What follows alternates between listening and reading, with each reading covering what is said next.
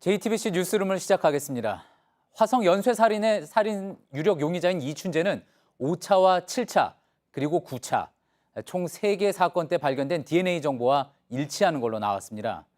국립과학수사연구원은 또 4차 사건의 DNA 정보와도 일치하는지 지금 분석하고 있습니다. 이 씨가 1994년 처제를 살해한 곳은 충청북도 청주였습니다.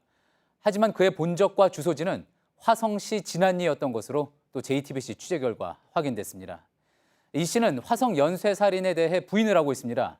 먼저 대규모 수사본부가 꾸려진 경기 남부지방경찰청으로 가보겠습니다.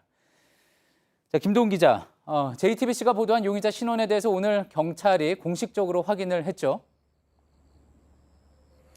네, 경기 남부지방경찰청은 오늘 브리핑에서 화성 연쇄살인 사건과 DNA가 일치하는 용의자가 50대 남성 이모 씨라고 발표했습니다.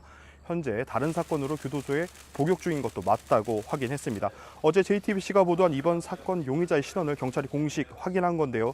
정확히는 56살 이춘재로 파악됐습니다. 예. 자, 오늘 경찰 발표는 모두 3건의 사건과 일치하는 DNA가 나왔다고 했습니다. 어제까지만 해도 2건의 사건에서 일치한다고 알려졌었는데 한 건이 더 늘었습니까? 네, 경찰은 지금까지 현장 증거물 3건에서 나온 DNA와 일치하는 사람이 있다는 감정 결과를 통보받고 수사 중입니다. 1986년부터 4년 7개월 동안 일어난 10건의 사건 중 각각 다른 3건의 사건 증거품에서 용의자 이 씨의 DNA가 나왔다는 겁니다. 이 중 마지막 한 건은 바로 어젯밤에 국립과학수사연구원에서 감정 결과를 통보받은 것으로 파악됐습니다.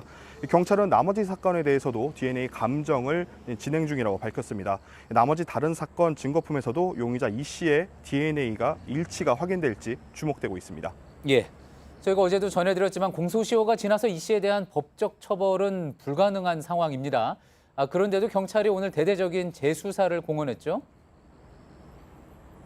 네, 그렇습니다. 경기 남부지방경찰청은 오늘 화성 연쇄살인 사건 수사본부를 꾸렸습니다. 미제 사건 수사팀과 광역수사대 그리고 이제 과거 화성 연쇄살인 사건 수사팀장이던 하승균 전 총경 등 전직 경찰까지 모두 57명이 투입될 전망입니다. 이 경찰 관계자는 사건 공소시효가 지나 처벌을 하지 못하더라도 역사적 사실에 대한 실체가 반드시 밝혀져야 한다고 강조했습니다. 과거 수사팀뿐만 아니라 사건 피해자 유족 등도 다시 접촉하겠다고 밝혔습니다. 예. 이제 남은 거는 용의자 이 씨가 어떤 이야기를 하느냐가 중요하게 됐는데 하지만 이 용의자 이 씨가 경찰 조사에서는 범행을 부인했다고 하죠? 네, 경기 남부지방경찰청 미제사건 수사팀은 어제 오후 부산교도소를 찾아 수감돼 있는 이 씨를 만났습니다. 이 씨는 첫 조사에서 자신의 혐의를 부인했는데요. 경찰은 정식 조사는 이제 시작 단계라면서 이 씨의 진범 여부를 꼼꼼히 확인해 나갈 계획이라고 밝혔습니다.